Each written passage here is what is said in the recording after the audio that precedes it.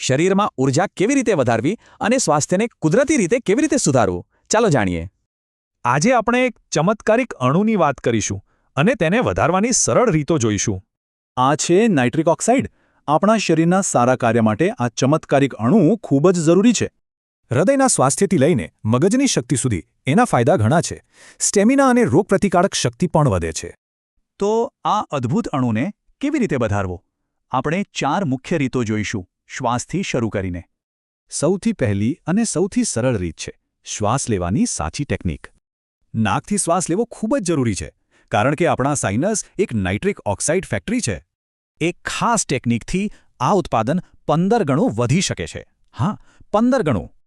આ છે ભ્રામરી પ્રાણાયામ, એટલે કે નાકથી ગુંજન. આનાથી સાઇનસમાં કંપન થાય છે અને ઉત્પાદન વધે છે. આ ઉપરાંત અનુલોમ વિલોમ એટલે કે એક પછી એક નસકુરાથી શ્વાસ લેવો પણ ખૂબ ફાયદાકારક છે. હવે વાત કરીએ કસરતની. જોઈએ કે શારીરિક પ્રવૃત્તિ કેવી રીતે નાઇટ્રિક ઓક્સાઇડને સક્રિય કરે છે.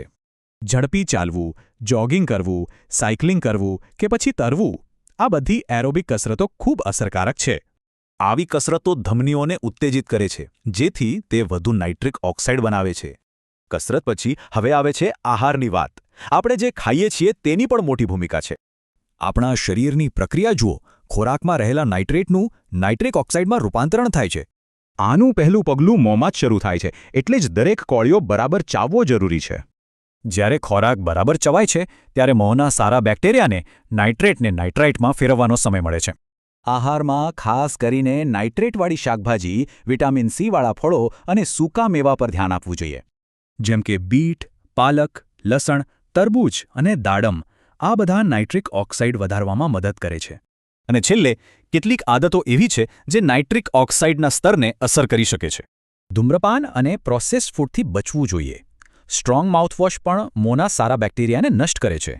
એક સારી આદત છે થોડો સમય તડકામાં બેસવું. તે ત્વચામાં નાઇટ્રિક ઓક્સાઇડનું ઉત્પાદન વધારે છે. ટૂંકમાં સ્વસ્થ જીવનશૈલી જ મુખ્ય છે. આનાથી નાઇટ્રિક ઓક્સાઇડનું સ્તર સારું રહે છે. તો આ બધી સરળ રીતોમાંથી સારા સ્વાસ્થ્ય માટે આજે કયું પહેલું પગલું લેવાશે?